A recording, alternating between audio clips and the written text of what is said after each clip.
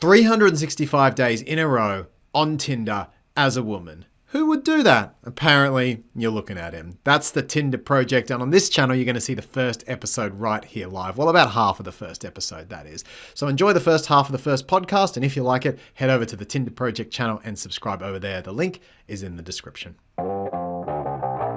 G'day and welcome to the Tinder Project, the podcast where a straight Aussie man attempts to survive 365 days dating online as an American woman.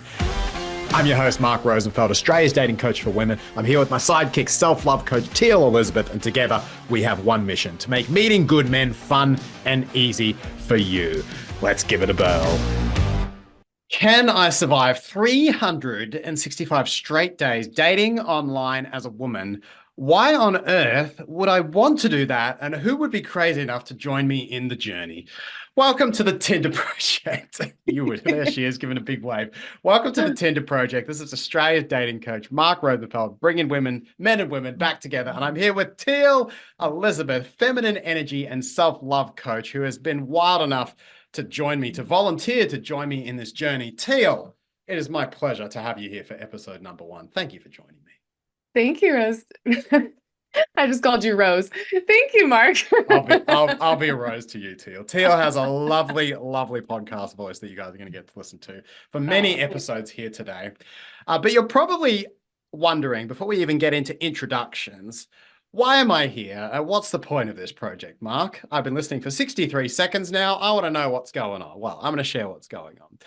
I was working a lot with clients, guys, and I was realizing that, first of all, a lot of dating coaches aren't very good at relationships.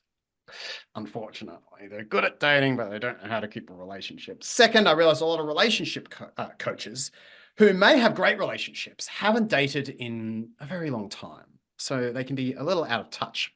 And I started to feel myself in that second basket. I very much grew up on dating. My personal development revolves around dating, but I've been married for some time now and been in a relationship for a lot longer than that. So I was starting to feel myself getting a little bit rusty with dating. And so I started going online with my clients and spending a lot of time with them on apps, which is where a lot of us are now for at least part of our meeting strategy.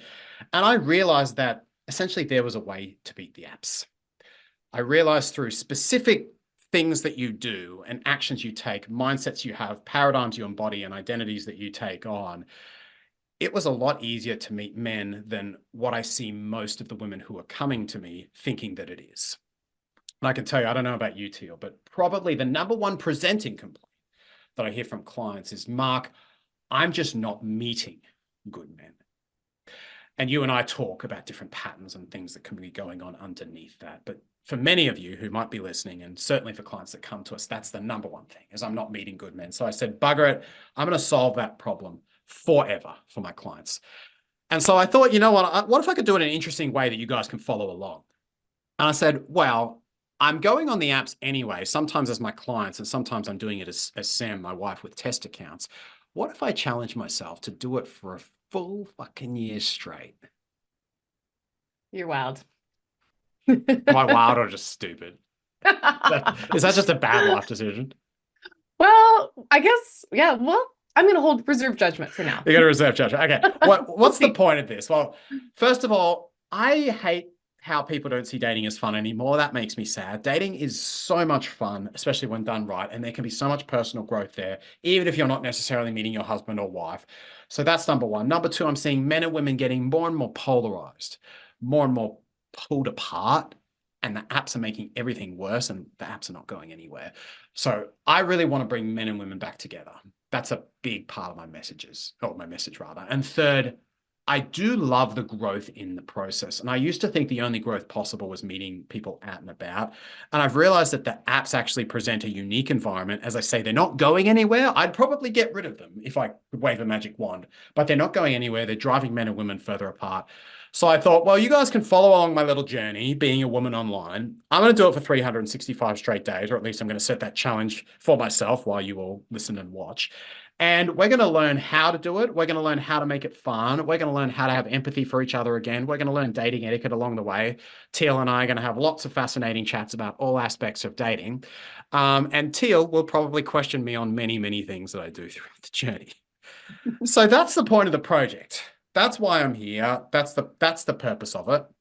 And I think it's only fair now we introduce the co-host of the Tinder Project. Now, she may not be here for every episode. She's a very busy lady. It's very hard to get a hold of lovely Teal. But I do have her here with me today. So, Teal, do you want to do a little bit of an introduction of yourself and also tell the listeners, why would you volunteer for this? How did you get talked into this?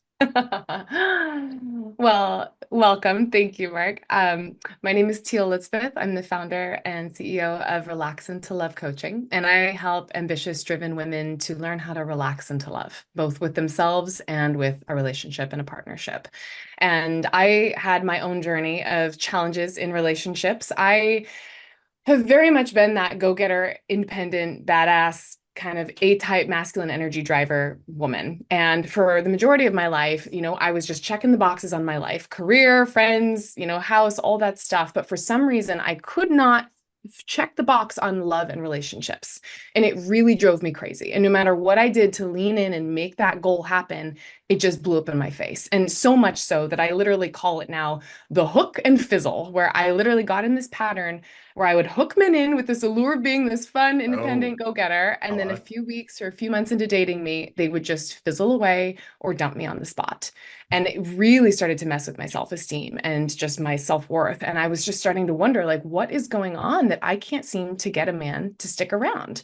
And all my friends and family would be like, you seem so great. And I just could not figure out what was going on. So I ended up taking a whole break from dating, and I went and traveled to Southeast Asia, and I checked myself into a 5-day silent Buddhist meditation retreat. And I said, this has got to hopefully give me some sort of clarity because my mind will not shut up. And Teal, for context here, Teal, you are a very extroverted human being. So 5 days in silence is it was madness. It was really madness. Pushing myself outside of my Teal. comfort zone, which is what we are here to emulate, right? As coaches, we push ourselves outside of our comfort zone. And so for me, I said, you know what? It's time to sit and just be with me and understand and get clarity. And the first 2 days, I'm not gonna lie, Mark, were really, really difficult. I'm up on this mountain in the middle of nowhere in Thailand with monks chanting all day long in white, not speaking a word.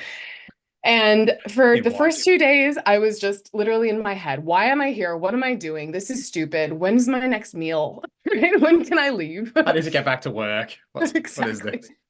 But on day 3, something really profound happened. I remember I was sitting there all by myself, and my mind started to quiet. And all of a sudden, my soul literally started lifting up out of my body, floating up out of my head, and it went about 10 feet above my head, looked down on my body. And all of a sudden I said, oh my God, I'm not in my body anymore. I literally had an out-of-body experience, and I was floating there, hovering, just observing this beautiful moment.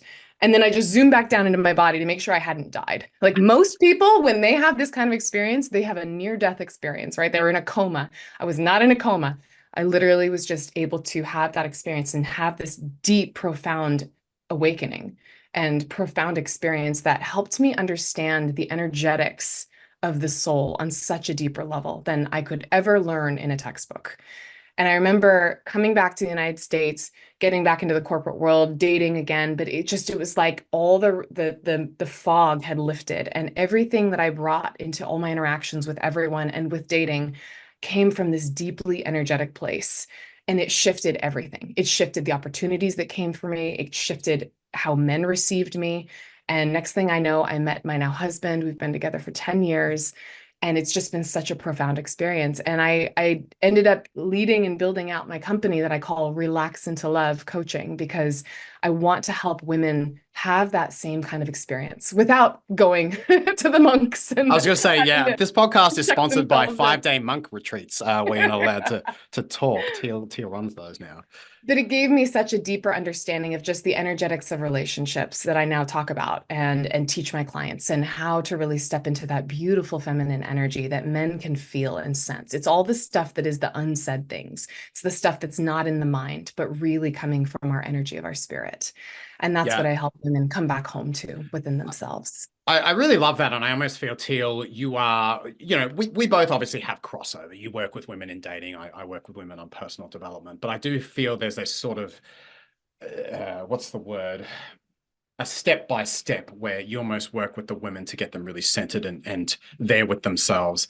And part of my work almost takes on from there, which is let's meet the guy, let's now apply it, let's make sure he's in your life. So I think there's a good, I can't quite think of the word, a Overlap. good, yeah, good overlap there. Exactly. Mhm. Absolutely. And I love that you bring a lot of like scientific, more specific logistical practices and tangible techniques to your practice and your coaching as well, which I think is a Yeah. good complement to the And, work and I I do. wanted to develop that just so we could offer people that really solid guarantee. I just felt that a lot of coaches were taking the easy route a little bit, where, okay, I'm, paying good money for a coach, but how am I getting the result? Do I know my investment's going to be safe on its return? So that was kind of my motivation. I really wanted to be able to say, yep, we've got a system here. We know how it works. We've broken it all down for you. If you can work on yourself, as you very much teach ladies to do, and if you can apply this stuff, and sometimes the stuff I do, yes, it can be quite numbers based, but it's hard. And I have clients all the time where they're going along, but then some trauma gets activated or something else gets ticked as they're going through the process. And then I have to go back and do some of my centralizing work. And you sound like you're fairly somatic with it. I have different stuff I do with clients on that. But it is a journey, guys. It's not just one to the other. It's as you go further along the path, stuff is always going to come up.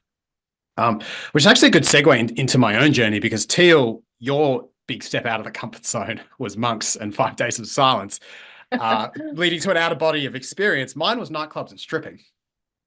But to me, it was no less meaningful. Now, I can't claim the out of body experience part of it, but I can certainly say that there's particular events in my life that were such big growth steps for me that I remember them. I would say to the degree that Teal remembers her out of body experience. So to go back a step, when I was growing up, I suffered with pretty crippling social anxiety. It started a long way back. I would say it honestly started in middle school when I changed schools at kind of a bad time and really didn't have a good time after changing schools. I changed back after a few years, but I think a bit of damage had been done with my social confidence at that point, and I really withdrew from social groups, especially those involving women. Fast forward a few more years, and because I wasn't getting out of the house at all and I didn't want to be around women, my general social skills were also falling.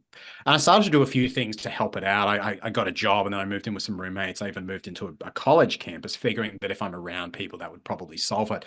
But it really didn't. I started to develop symptoms of agoraphobia, which is fear of leaving the house. And just more and more, there'd be a college party or there'd be something going on, and I'd just be terrified of it. I would just be thinking, what am I going to do?